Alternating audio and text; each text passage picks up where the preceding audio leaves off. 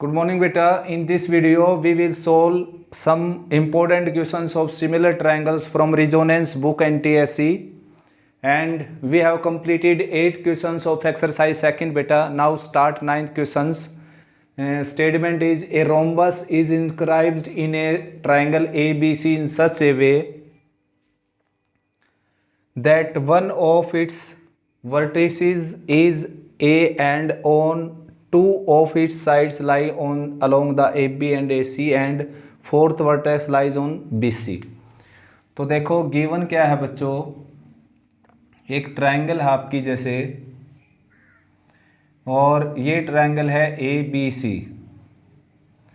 तो भाई इसके अंदर एक रोम्बस बनाना है आपने। ए पॉइंट तो यहाँ पर है और एक साइड इसके ऊपर, एक साइड इसके ऊपर और एक वर्टेक्स इसके ऊपर।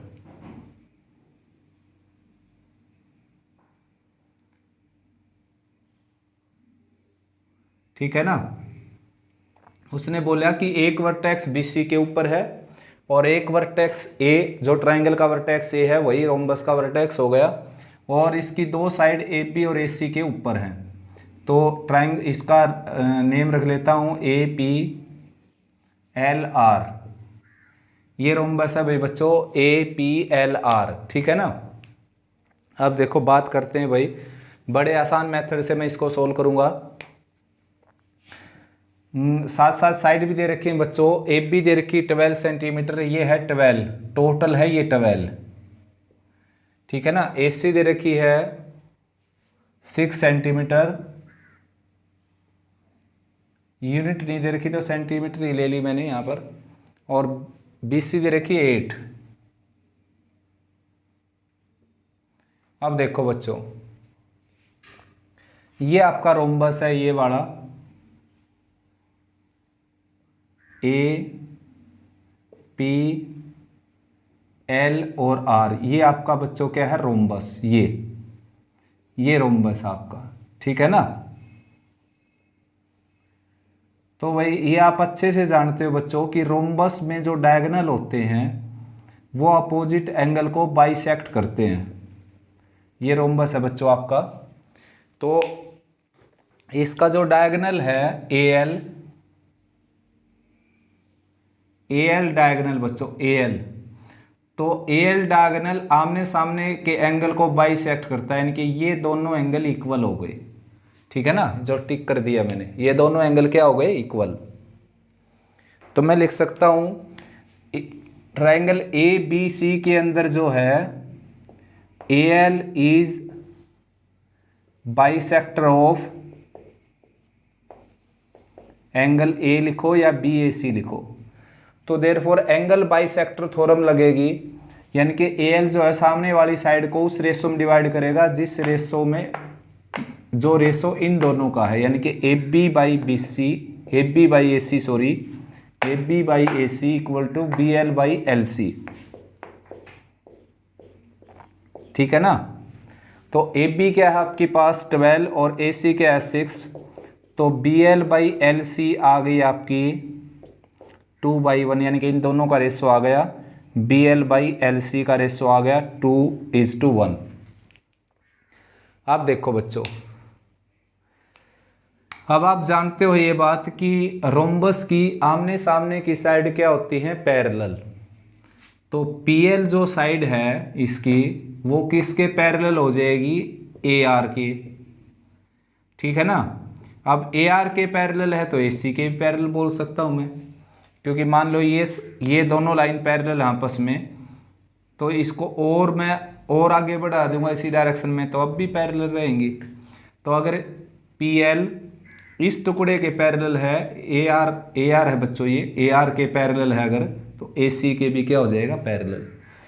अब भाई BPT थ्योरम पढ़ी है आपने, इसमें ही पढ़ी है, तो BPT थ्योरम के अकॉर्डिंग अब इसको हटा देता हूं मैं। देखो BPT थ्योरम के अकॉर्डिंग ये जो PL है, PL लाइन सेगमेंट, ये इस ट्रायंगल ABC ट्रायंगल की एक साइड के पैरेलल हो गया, तो बची हुई दो साइड को इक्वल रेशो में डिवाइड करेगा ये। तो रेशो मैंने बना दिया BP by PA is equal to BL by LC। BPT का यूज़ किया बच्चों, मैंने बीपीटी का यूज़, ठीक है ना। अब B L by L C क्या है, 2/1, तो बीपी बाई पी ए क्या हो गया, 2/1 हो गया, ठीक है ना। 2/1 हो गया। तो अब आपने इसमें देखो स्टेटमेंट आपने पढ़ी ली थी ये, कि रोम्बस की साइड बतानी है आपने, ठीक है ना। रोम्बस की साइड बतानी है और आंसर ये दे रखे हैं 2, 3, 4, 5। तो देखो बड़ा आसान हो गया अब आपने लिए आंसर निकालना। तो क्या है कि एपी निकाल देता हूं मैं। देखो एपी कैसे निकलेगी, एपी का रेशो क्या है 1:2 है ना एपी और पीबी का, और सम ऑफ रेशो क्या है 3, और टोटल साइड कितनी है 12। तो ये कैंसिल होकर कितनी आ गई 4। सीधी सीधी बात है बच्चों। ये 2:1 में आ गया तो टोटल 12 थी, तो ये कितनी बच जाएगी 4, और ये कितनी बच जाएगी 8, ठीक है ना। तो जो रोम्बस की साइड है एपी वो कितनी आ गई 4 यूनिट। तो सारी साइड इक्वल होती हैं बच्चों, एक साइड बता दी तो आपने सभी साइड बता दी। तो आंसर आ गया आपका 4 यूनिट रोम्बस की साइड। नेक्स्ट बच्चों 10th question, A B C D in order is a rectangle. तो यहां तक मैं इसका डायग्राम बनाता हूं पहले।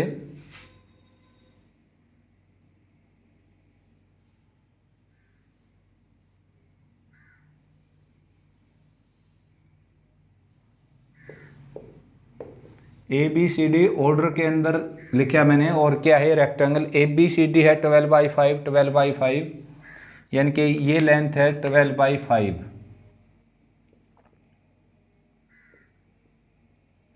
ये भी क्या है 12/5, ठीक है ना। And B C D A है 5, ये 5 है, तो ये भी क्या है 5, ठीक है ना। आगे चलते हैं। Points P is taken on A D such that angle B P C 90 degree. तो P जो पॉइंट है आपका वो पॉइंट है ए डी के ऊपर, P पॉइंट। तो ये पी सी हो गई और ये बी पी हो गई, और ये एंगल दे रखा है 90 डिग्री का, ठीक है ना। आगे लिखता है कि the value of B P plus P C is equal to, यानी कि बी पी और पी सी का सम निकालना आपने, और वो इनमें से कोई एक आंसर है। तो निकालते हैं बच्चों। देखो तो भाई सबसे पहले तो मैंने पाइथागोरस थ्योरम लगाई ट्रायंगल बी पी सी के ऊपर। इन राइट एंगल ट्रायंगल लिख देना, right angled triangle B P C. B P C के अंदर जो है हाइपोटेनस क्या हो जाएगा BC, 90 के सामने वाला। तो BC है 25, तो PC square plus BP square आ जाएगा 25 के इक्वल। ये इक्वेशन फर्स्ट हो गई, ठीक है ना। अब देखो इस साइड को मैं x लेट कर लेता हूँ, x इसको x लेट कर लिया मैंने, तो ये क्या आ जाएगी 5 - x, टोटल 5 थी ना। और ये एंगल 90 डिग्री का है, देखो ये इसमें 90 डिग्री का है। तो नीचे वाली ट्रायंगल लेता हूं मैं PAB, in triangle PAB। PAB के अंदर BP का जो स्क्वायर है वो आ जाएगा AP स्क्वायर यानी कि 5 - x का स्क्वायर, और प्लस में AB स्क्वायर यानी कि 12/5 का स्क्वायर। ये इक्वेशन हो गई फर्स्ट। अब ट्रायंगल लेते ही ये ऊपर वाली DPC। तो DPC ट्रायंगल में DPC राइट एंगल ट्रायंगल है, तो D पर 90 डिग्री का एंगल है, तो CDP लिख दीजिए या PDC लिख दीजिए। उसमें जो PC स्क्वायर है, PC स्क्वायर आ जाएगा DP स्क्वायर यानी कि x स्क्वायर, और प्लस 12/5 का स्क्वायर यानी कि 144/25। ये इक्वेशन हो गई, ये सेकंड थी, ये थर्ड हो गई। तो सेकंड और थर्ड को ऐड कर देता हूं मैं। देखो सेकंड प्लस थर्ड, तो लेफ्ट साइड में आ जाएगा BP square plus PC square is equal to this plus this. तो इसका स्क्वायर एक्सपेंड करना चाहें तो 25 + x स्क्वायर - 10x और प्लस 144/25 और प्लस में x² प्लस 144/25। अब मैं यहीं पर वैल्यू लिख देता हूँ सीधी, देखो bp² प्लस pc² की वैल्यू है अपने पास 25, तो यूजिंग इक्वेशन फर्स्ट ये सारा 25 के इक्वल है, तो ये इससे कैंसिल हो गया। सभी को ऐड वैड कर लेते हैं, देखो x² आ जाएगा 2x² और -10x ये है ही, और प्लस 288/25 ऐड कर दिया मैंने इन दोनों को, राइट में 0, तो 2 से कैंसिल होने लग रहा है बच्चों ये x² - 5x और प्लस 144/25, 25 से मल्टीप्लाई कर देता हूँ, ये आ जाएगा 25x² - 125x और प्लस 144 और राइट साइड 0। अब अपना टारगेट है x की वैल्यू निकालना भाई, तो x की वैल्यू निकाल देते हैं। देखो कैसे निकालेंगे, फैक्टर भी कर सकते हो, क्वाड्रेटिक फार्मूले से भी निकाल सकते हो, तो मैं क्वाड्रेटिक फार्मूले से निकाल देता हूँ। -b है यहाँ पर -125, a है 25, c है 144, तो -b प्लस -b² यानी कि 125 का स्क्वायर 15,625 -4ac, a 25 और c है 144, ठीक है ना, और डिवाइडेड बाई 2a यानी कि 2 × 25।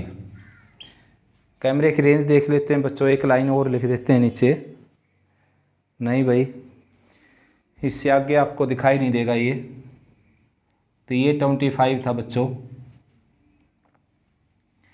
अब देखो इसको सोल्व करेंगे, तो सोल्व करके रिजल्ट लिख देता हूँ मैं। देखो ये है 15,625, ये 25 4 जा हो जाएगा 100 की इसके साथ मल्टीप्लाई करेंगे 14,400, सब्ट्रैक्ट करेंगे तो 2521 यानी कि 1225 1225 ये आ जाएगा, और ये सारा किसके अंदर है, रूट के अंदर, और इसका स्क्वायर रूट निकल जाएगा बच्चों 35, क्योंकि 35 का स्क्वायर होता है ये। तो कुल मिलाकर अब x की वैल्यू आ गई आपकी 125 प्लस माइनस 35 और डिवाइडेड बाई 50, तो x की वैल्यू आ जाएगी 125 में 35 ऐड करेंगे, ठीक है ना, तो ये आ जाएगा 160 और 50 नीचे है, कैंसिल हो गया। फिर उसके बाद 125 में से 35 सब्ट्रैक्ट करेंगे 90/50 यानी कि 9/5, तो x की वैल्यू 9/5 लेंगे तो ये दूसरी आ जाएगी 16/5, ये 16/5 लेंगे तो ये 9/5 आ जाएगी, मतलब कोई सी भी ले सकते हो आप x की वैल्यू। अब हमने निकालना क्या है, हमने निकालना bp प्लस pc, तो अब यहाँ पर bp निकाल देता हूँ मैं। देखो bp ये निकाल ही रखे हमने यहाँ पर, देखो ये bp निकाल रखा है, pc निकाल रखा है, तो pc की वैल्यू आ जाएगी बच्चों x का स्क्वायर यानी कि 16/5 का स्क्वायर यानी कि 256/25 और plus 144/25 under the square root, ये आ गया बच्चों 400/25 यानी कि 20/5, 400 का स्क्वायर रूट आ जाएगा 20 और 25 का 5 कैंसिल करके क्या आ गया ये 4। उसके बाद pc निकल गया, अब निकालना bp, तो x की वैल्यू जो हमने ली थी 16/5 ये रखेंगे यहाँ पर, तो ये आ जाएगा 9/5, इसका स्क्वायर आ जाएगा 81/25 प्लस में 144/25 है ये, और भाई ये ऐड करेंगे 144 81, तो ये आ जाएगा 225, उसका स्क्वायर रूट आ जाएगा 15 और नीचे 25 का स्क्वायर रूट 5, ये आ गया 3। अब bp प्लस pc निकालना था आपने, bp प्लस pc, तो दोनों को ऐड कर देंगे 4 + 3 यानी कि 7 आंसर आ जाएगा, ठीक है ना, तो आंसर हो जाएगा बच्चों ये। नेक्स्ट है भाई बच्चों 11th question, ABCD is a rectangle and point E lies on AB। Diagram मैंने ऊपर बना दिया बच्चों, E पॉइंट जो है वो लाइज ऑन AB, DEC है बच्चों 90 डिग्री का एंगल, यहाँ पर 90 डिग्री है, और D है 3 सेंटीमीटर, EC है 4, 3 और 4, then length of AD is, AD की लेंथ निकालनी है, और ऑप्शन आपको दिखाई देते हैं शायद यहाँ पर, ये है 2.4, 2.8, 1.8 एंड 3.2। ठीक है ना। तो स्टार्ट करते हैं बच्चों, बड़ा इंटरेस्टिंग क्वेश्चन है ये भी। तो भाई पाइथागोरस लगाई मैंने यहाँ पर, तो ये 16, ये 9 ऐड करेंगे 25, इसका रूट आ जाएगा 5। ठीक है ना। ये 5 तो ऊपर वाली 5, तो इसको मैं अगर x सेलेक्ट कर लेता हूँ तो ये आ जाएगी 5 माइनस एक्स। रेक्टेंगल के आमने सामने की साइड इक्वल होती है ना। अब क्या है कि बच्चों, अब 8d निकालता हूँ मैं, 8d स्क्वायर ही निकाल देता हूँ। देखो यहाँ पर 90 डिग्री का एंगल है, तो ये हाइपोटेनस है, ये बेस लगा लो, ये परपेंडिकुलर, तो परपेंडिकुलर का स्क्वायर निकाला आपने तो 9 माइनस एक्स स्क्वायर आ जाएगा ये। ठीक है ना। ठीक ऐसे ही BC का स्क्वायर निकालते हैं, तो BC कोई परपेंडिकुलर समझ लीजिए या बेस समझ लीजिए, और ये हाइपोटेनस रहेगा, तो 16 माइनस 5 माइनस एक्स का होल स्क्वायर।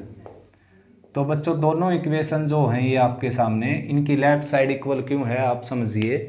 रेक्टेंगल की आमने सामने की साइड क्या होती है, इक्वल, तो AD और BC क्या हो जाएगा, इक्वल।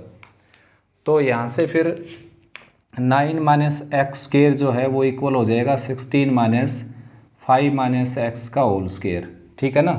स्क्वेयरिंग कर देते हैं, राइट साइड में स्क्वायर एक्सपेंड कर देते हैं। देखो -25 माइनस एक्स स्क्वायर और प्लस 10x, स्क्वायर एक्सपेंड करेंगे, प्लस का 25 आएगा, प्लस का एक्स स्क्वायर आएगा, माइनस का 10x आएगा, लेकिन बाहर माइनस के कारण साइन चेंज हो जाएंगे। अब इसको सोल्व कर सकते हो आप। देखो माइनस एक्स स्क्वायर से माइनस एक्स स्क्वायर कैंसिल हो गया, 10x की वैल्यू आ जाएगी आपकी, ये इसमें से सब्ट्रैक्ट होकर आ जाएगा -9। देखो ठीक है ना। 16 माइनस 25 -9 उस तरफ जाकर +9 हो जाएगा, और 9 में ऐड होकर 18 आ जाएगा, तो x की वैल्यू आ जाएगी 1.8। तो x की वैल्यू आ गई बच्चों। 8d की वैल्यू निकालनी है हमने, तो 8d की x की वैल्यू यहाँ रखेंगे, 8d की वैल्यू तुरंत आ जाएगी आपके सामने। देखो 8d स्क्वायर आ गया 9 माइनस 1.8 का स्क्वायर, तो भाई 18 का स्क्वायर होता है 324, तो 2 के बाद डेसिमल लग जाएगा यहाँ पर, 8d स्क्वायर आ गया ये। ठीक है ना। तो 9 में से सब्ट्रैक्ट करेंगे इसको, 3.24 को, ये आ जाएगा 10 माइनस 4 6, 9 माइनस 2 7, और यहाँ पर आ गया 8 माइनस 3 5, यानी कि 5 7 6। तो 8d स्क्वायर आ गया बच्चों 5.76, और 8d आ जाएगा आपका 2.4। ठीक है ना। तो आंसर बन जाएगा बच्चों, A option is the correct answer. Next है बच्चों 12th क्वेश्चन।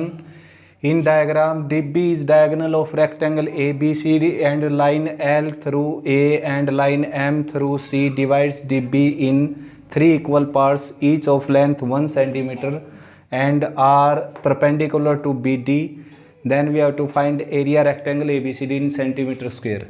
तो बच्चों ये है कि एक लाइन L है और एक लाइन M है, जो BD को A से और MC से पास होती हैं जो लाइन। ठीक है ना। L और M, L through A and M through C। उसके बावजूद BD को ये 3 इक्वल पार्ट में डिवाइड करती हैं, प्रत्येक की लेंथ है 1 सेंटीमीटर 1 सेंटीमीटर 1 सेंटीमीटर, साथ में BD पर 90 डिग्री का एंगल बनाती हैं। तो रेक्टेंगल ABCD का एरिया चाहिए इसको सेंटीमीटर स्क्वायर के अंदर, वो भी। ठीक है ना। ऑप्शन मैंने लिख रखे हैं, ये 4 ऑप्शन है, इनमें से कोई एक आंसर होगा आपका। तो बच्चों इंटरेस्टिंग क्वेश्चन है काफ़ी। देखो इस ब्रेथ को y लेट कर लेता हूँ मैं, और लेंथ को लेट कर लेता हूँ x। ठीक है ना। ये हो गई x। तो सबसे पहले तो बात ये है बच्चों कि ये जो राइट एंगल ट्राइंगल है DCB, ट्राइंगल DCB के अंदर, ट्राइंगल DCB के अंदर BD का जो स्क्वायर है, यानी कि 1 1 1 3, यानी कि 3 का square 9 is equal to x square plus y square, यानी कि x square plus y square की वैल्यू आ गई 1। ये इक्वेशन फर्स्ट हो गई। एक्स वाई की वैल्यू चाहिए हमारे को, उनका प्रोडक्ट करने से ही रेक्टेंगल का एरिया आएगा। तो उसके बावजूद फिर मैंने क्या किया, देखो इन दोनों ट्राइंगल को कॉन्ग्रेंट दिखाया। देखो इन दोनों ट्राइंगल्स को शेडेड कर देता हूँ मैं इनको। एक ये ट्राइंगल है बच्चों, ये वाली ट्राइंगल, और एक ये ट्राइंगल है, दोनों ट्राइंगल को कॉन्ग्रेंट दिखाएंगे। अब हम देखो कैसे दिखेंगे कॉन्ग्रेंट। देखो इसको मैं ले लेता हूँ यहाँ पर N और इसको R। तो triangle in triangle ADN and triangle BRC, देखो बच्चों एक एक इसमें 90 डिग्री का एंगल है, 1 और 2 90 डिग्री के एंगल हैं। Angle 2 is equal to angle 1 each equal to 90 degree. उसके बावजूद इनके जो हाइपोटेन्यूज हैं जो कि AD और BC हैं वो इक्वल हैं, क्योंकि रेक्टेंगल की अपोजिट साइड इक्वल होती हैं, अपोजिट साइड्स ऑफ रेक्टेंगल, ठीक है ना। उसके कारण ये दोनों क्या हो गए, इक्वल। और भाई ये जो लेंथ है AN और BR, AN और BR आपस में क्या है, इक्वल, 1 सेंटीमीटर ईच, ठीक है ना। तो दोनों ट्राइंगल क्या हो गई बच्चों, congruent. Therefore triangle ADN congruent to triangle, यानी कि RHS जो रूल होता है, राइट एंगल हाइपोटेन्यूज साइड, उस रूल के according, using RHS rule property, ठीक है ना। इस प्रॉपर्टी के अकॉर्डिंग ये दोनों ट्राइंगल क्या होगी, कॉन्ग्रेंट। दूसरी का नाम रख देता हूँ, इसका नाम रखा मैंने ADN, तो ADN इसका नाम रखूँगा, फिर BC और R। अब चेक कर लेता हूँ, AD जो है वो BC के इक्वल थी, DN जो DN है, DN ये है, ये RB के इक्वल थी। देखो DN और RB, तो इसको लिखना पड़ेगा अपने CB। तो देखो AD CB के इक्वल हो गई। उसके बाद DN दूसरे तीसरे प्लेस से बनी, इसमें दूसरे तीसरे प्लेस से BR बनी, BR के इक्वल हो गई। और उसके बावजूद N पर 90 डिग्री का एंगल, उसमें R पर 90 डिग्री का एंगल, N और R सेम प्लेस पर हो गए, तो दोनों ट्रायंगल्स कॉन्ग्रेंट हो गई बच्चों। तो ये जो लेंथ है AN किसके इक्वल आ जाएगी, AN आ जाएगी इक्वल RC के, या CR के, या RC के CPCT के अकॉर्डिंग, यूजिंग CPCT, ठीक है ना। CPCT के अकॉर्डिंग ऐसा होगा, corresponding parts of congruent triangles are equal.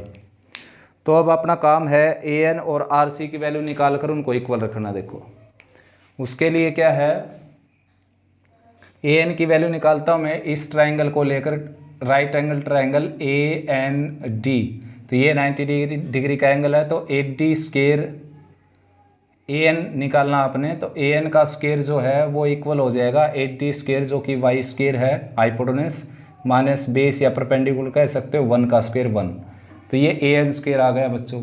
ठीक ऐसे RC स्क्वायर निकालेंगे, क्योंकि दोनों इक्वल आई हैं अपनी। तो अब की बार ट्रायंगल लेंगे हम DBC, लेने से काम नहीं चलेगा, लेंगे DRC ट्रायंगल। देखो DRC ट्रायंगल के अंदर ये सारी क्या है, X, ठीक है ना, ये क्या हो गई 2 हो गई, ये लेंथ कितनी हो गई, ये हो गई बच्चों 2, 1 सेंटीमीटर 1 सेंटीमीटर, और ये सारी क्या हो गई X, और ये आपने निकालनी है ये RC। तो RC या CR स्क्वायर हो जाएगा X स्क्वायर माइनस 1 + 1 2, यानी कि 2 का स्क्वायर 4। तो दोनों की लेफ्ट साइड इक्वल हो गई, तो राइट साइड भी क्या हो जाएगी इक्वल। तो x स्क्वायर माइनस 4 की वैल्यू आ जाएगी y स्क्वायर माइनस 1 के इक्वल, y स्क्वायर लेफ्ट में लाएंगे, x square minus y square आ जाएगा, प्लस 4 माइनस 1 यानी कि 3। ये इक्वेशन हो गई आपकी सेकंड, और ये इक्वेशन थी फर्स्ट। दोनों को ऐड करेंगे बच्चों, ऐड करने से आपको x की वैल्यू मिलेगी। देखो ये थी x square plus y square equal to 9, और एक है x square minus y square equal to 3। तो ऐड करेंगे दोनों को, ये कैंसिल हो गई, 2x स्क्वायर की वैल्यू आ गई 12, और x स्क्वायर की वैल्यू आ गई 4, और x की वैल्यू आ गई प्लस माइनस टू रिजेक्ट हो जाएगा, +2 सिलेक्ट हो जाएगा, साइड कभी नेगेटिव नहीं होती। अब उसके बावजूद x की वैल्यू 2 यहाँ पर रखेंगे हम, तो y स्क्वायर की वैल्यू आ जाएगी 9 - 4 यानी कि 5 √5, ठीक है ना।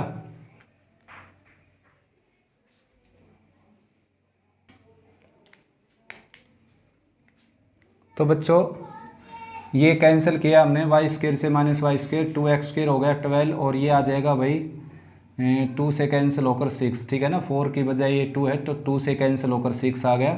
रूट लेंगे तो प्लस माइनस √6 आ जाएगा, तो यानी कि x की वैल्यू आ जाएगी √6, नेगेटिव साइन कैंसिल हो जाएगा। अब x की वैल्यू √6 आ गई, तो x की वैल्यू √6 यहाँ रखेंगे तो वाई स्क्र की वैल्यू आ जाएगी आपकी √6 का स्क्वायर 6, 9 - 6 3, यानी कि 3 आ गई, और y की वैल्यू आ गई √3, ठीक है ना।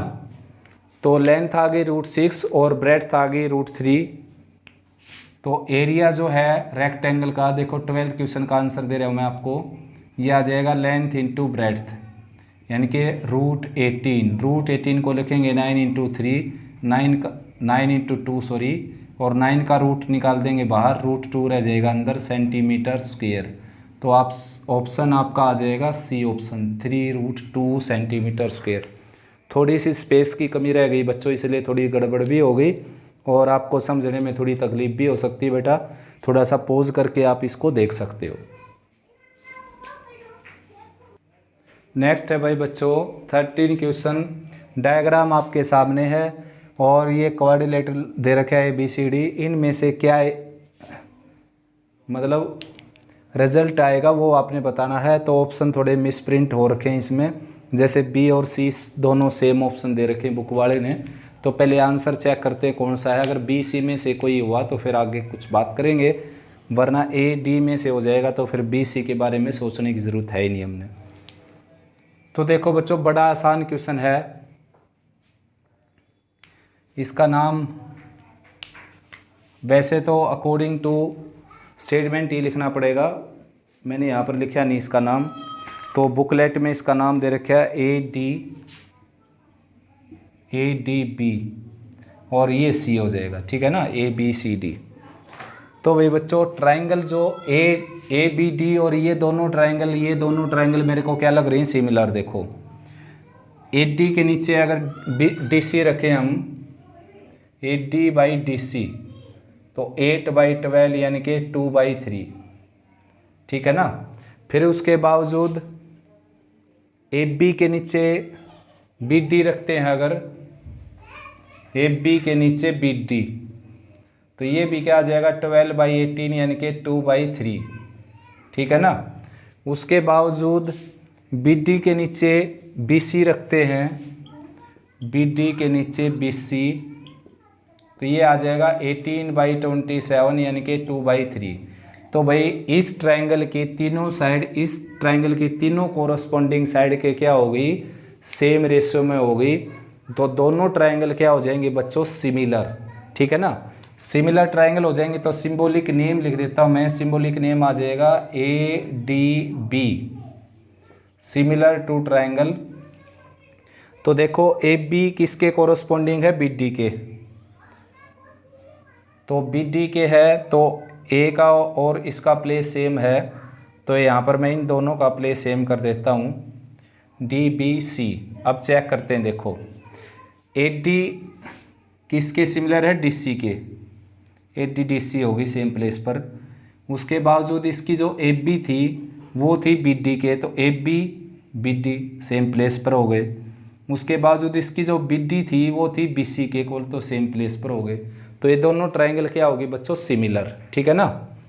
देखो इसकी साइड हमने AD ली तो इसकी ये ली, फिर इसकी साइड ये ली, तो BD साइड तो ऊपर वाली ट्रायंगल की भी है लेकिन नीचे वाली की साइड कंसीडर करके ली हमने BD को फिलहाल। फिर हमने लास्ट में BD को इसकी साइड ली ऊपर वाली ट्रायंगल की और BC इसकी साइड ली, इस तरीके से कोरस्पॉन्डिंग साइड इक्वल रेशो में होंगी। तो भाई अब CPCT यानी कि corresponding parts of similar triangles क्या होंगे, एंगल होंगे तो इक्वल हो जाएंगे और साइड होंगी तो प्रोपोर्शनल हो जाएंगी। तो साइड तो सारी दे रखी है उसने, तो अब चेक करते हैं। देखो एंगल A और D इक्वल हो गए भाई, एंगल A और D कहाँ पर है, देखो ये, यानी कि A और Z इक्वल हो गए। उसके बावजूद D और C इक्वल हो गए, तो A और Z इक्वल हो गए, तो A और Z केवल इसी में इक्वल हैं बच्चों, और किसी में इक्वल हैं भी नहीं, ठीक है ना।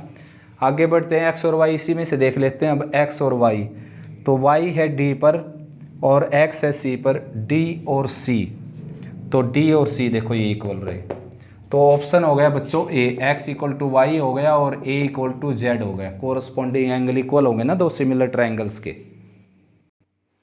नेक्स्ट है बच्चों 14 क्वेश्चन एक्सरसाइज सेकंड का लास्ट क्वेश्चन है ये। O is any point inside the rectangle P Q R S then which one is true. इनमें से कौन सा आंसर में सही होगा। तो भाई रेक्टेंगल है पी क्यू आर एस, ना कि ए बी सी डी।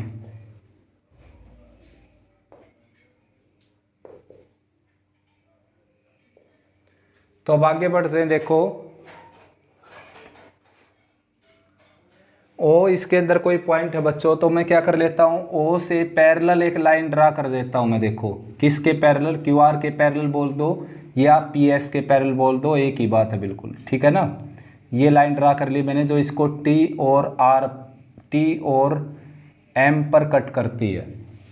अब ये एंगल, ये इसके पैरेलल थी तो ये एंगल 90 का था, तो ये भी एंगल क्या होगा 90 का। तो ट्राइंगल ले ली मैंने P T O, right angle triangle P T O के अंदर ओ पी स्क्वायर जो है वो इक्वल हो जाएगा P T square plus O T square के, ठीक है ना।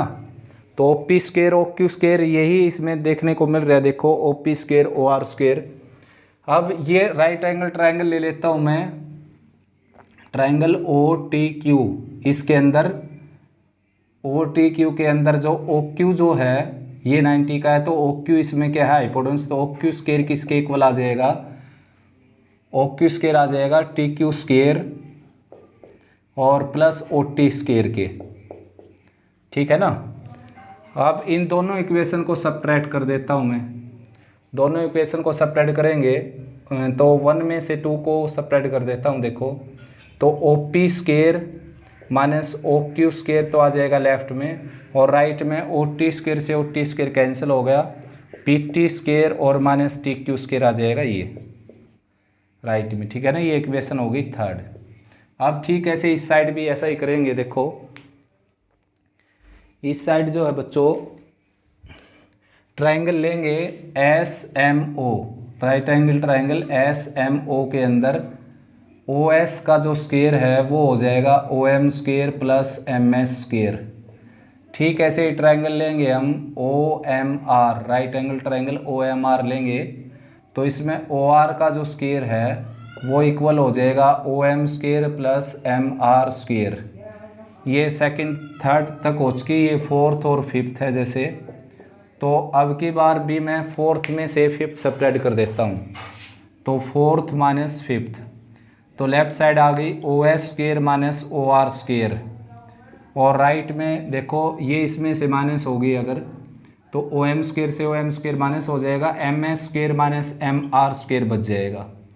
अब एम एस स्क्वायर किसके इक्वल है, देखो पी टी के इक्वल, क्योंकि ये भी एक रेक्टेंगल हो गई, ये 90 का, ये 90 का, ये 90 का, ये 90 का, तो ये पी टी एम एस एक रेक्टेंगल होगी जिसकी आमने सामने की साइड क्या होंगी इक्वल। तो एस एम स्क्वायर की जगह मैं क्या लिख देता हूँ यहाँ पर पी टी स्क्वायर, ठीक है ना, पी टी स्क्वायर। रीजन इसका मैंने बता दिया आपको, लिख देना आप P T M S is also a rectangle, therefore opposite sides of rectangles are equal, और पी टी और एस एम क्या हो जाएंगे इक्वल। ठीक ऐसे एम आर जो है वो हो जाएगा टी क्यू के इक्वल, क्योंकि ये भी एक रेक्टेंगल है, ये 90 ये 90 ये 90 ये 90 सारे 90 के एंगल हो गए, तो रेक्टेंगल होगी, आमने सामने की साइड इक्वल होंगी, तो एम आर स्क्वायर की जगह हम लिखेंगे टी क्यू स्क्वायर। रीजन मैंने आपको बता दिया। अब ये हो गई इक्वेशन आपकी O S square minus O R square है जैसे ये, तो ये इक्वेशन हो गई आपकी सिक्स्थ। तो इक्वेशन थर्ड और सिक्स्थ को देखें अगर हम, तो इनकी एक एक साइड देखो क्या आ गई इक्वल, तो लेफ्ट साइड भी इक्वल हो जाएगी, यानी कि O P square minus O Q square जो है वो आ जाएगा O S square minus O R square के इक्वल। तो ओ आर स्क्वायर को लेफ्ट में लेकर आएंगे, O P square plus O R square या आर ओ स्क्वायर लिख सकते हो, राइट में ओ एस स्क्वायर था, ओ क्यू स्क्वायर राइट में जाकर प्लस का हो जाएगा, ठीक है ना, ओ क्यू स्क्वायर। तो बच्चों लेफ्ट साइड ये आ गई देखो, और राइट ये आ गई। ऑप्शन देखते हैं O P square O R square O Q square O S square, तो ये ऑप्शन क्या है करेक्ट आंसर हो जाएगा ये ए ऑप्शन। तो बच्चों एक्सरसाइज कंप्लीट हुई, एक्सरसाइज सेकंड। अब अगली वीडियो में मैं आपके सामने लेकर आऊँगा एक्सरसाइज थर्ड के मोस्ट इंपॉर्टेंट और इंटरेस्टिंग और कंसेप्चुअल क्वेश्चन, ठीक है ना। अगर आप ये कर लेते हैं तो मैंने कई बार बोल दिया आपको, मोस्ट इंपॉर्टेंट क्वेश्चन है ये और बहुत ही कंसेप्चुअल क्वेश्चन है अच्छे अच्छे। तो भाई यहाँ तक इतना ही केवल, कोई भी प्रॉब्लम आती है आपको कमेंट सेक्शन में लिख सकते हो।